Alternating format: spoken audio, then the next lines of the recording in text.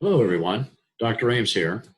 This time, I'd like to talk to you a little bit about the different economic systems that are out there, and in particular, free market capitalism. As you can see from this slide here, uh, economic systems really are on a continuum of behavior.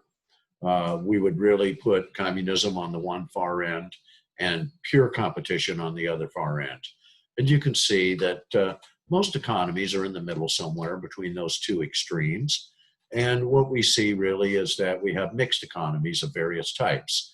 They either lean generally towards capitalist sort of principles and socialist. Um, so here's a few definitions and a little bit more information for you. Capitalism itself, what is it? It's an economic system. It's a way of doing business and commerce. And what distinguishes it from other ways of doing business is that all the factors of production and distribution are privately owned and they're all operated for a profit. And so you can see some examples here: the United States, the United Kingdom, Australia, and Canada. Now, regular capitalism is different from the other version that we see out there, which is state capitalism. And China is the biggest example of this. One advantage of using this state capitalism is that you can move ahead very quickly because you have the resources of your whole country, in effect, at your disposal to move ahead certain industries and businesses that you favor. So, state capitalism is defined as uh, the type of culture or country where the state itself, the government, is running some of the businesses anyway, instead of just private owners. So that brings us to a discussion really of what are the four basic rights of capitalism. Well, certainly, like I've alluded to already, it is the right to own private property. And it's also the right to own a business without government interference. And whatever the business does, whether you make a profit or a loss, but in particular, if you make a profit, you're entitled to keep that profit and to, in other words, accumulate wealth. So we have the right in a capitalistic system to have that freedom of competition, and we have the right to go out there and compete with any other business we want, regardless of whether they've been established a long time or a short time. The freedom of competition is ours under the rules of capitalism. And so that means there's usually competition in all sectors and all industries and so forth where people think they can make a reasonable profit. This really leads us to the other of the four basic rights, which is the freedom of choice. No one forces you to become an entrepreneur to go into business. You choose to do that sort of thing. Here are some of the characteristics of a market economy. And so there's some repetition here. And the reason for the repetition is to really drive the points home of what are those characteristics. Well, a market economy really operates under capitalistic principles. So as you see here from the graphic, we've got the ownership of private property. Again, that freedom of choice to make the decisions, to take risk or not. We are motivated by the profit motive. We want to succeed and make money. There's nothing wrong with that. We expect that there will be competition and that any of us is free to go out there and start a business and try to accumulate some private wealth. It operates through a system of marketing and pricing, which we'll talk about in just a moment.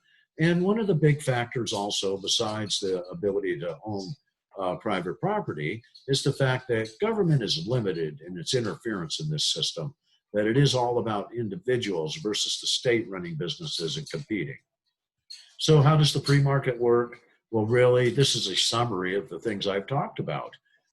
You have those basic rights to own private property. So if you own something, you can buy something else to complement it, or you can sell it off. You can own property and you can pass it on to someone else through some arrangement. So that means profit and ownership go together. You have the right to accumulate wealth.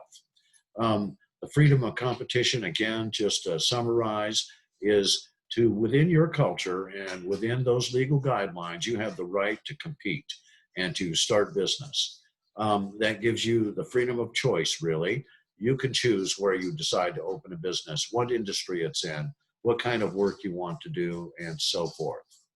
So when it comes to this notion of free markets, really the decisions about what makes the free market work and what is really being sold and traded out there Depends on what the market wants. And the market really is just you and me. It's consumers. So consumers let producers of goods and services know what they like and what they don't like. And they tell them how they want it and what kind of quality and service they want. And smart companies find out these sort of feelings from the consumers have. So price tells companies how much a product that they should actually make. The higher the price, sometimes the lower, the fewer things that you might make. On the other hand, a really high price that it's a very popular item, you might make as many as you can in order to make as much profit. But on the other hand, we also have more complicated factors that always seem to arise in business. If something is hard to get, generally it's going to cost more. It was more effort to get it, to give to you in a transaction. So until more products are available, we're really talking about prices as being determined by how much of it is there out there. So that is really the demand for something and what's the availability, what's the supply. So a free market in many ways is really about supply and demand. So as you can see from the example listed on the slide here, you might want to sell your shirts for $50 a piece, but you may not find enough buyers at $50 a piece to buy them.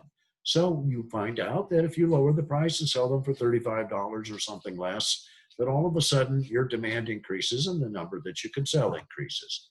It's as simple as that. Okay, folks, that's it for this time, and I'll talk to you again soon.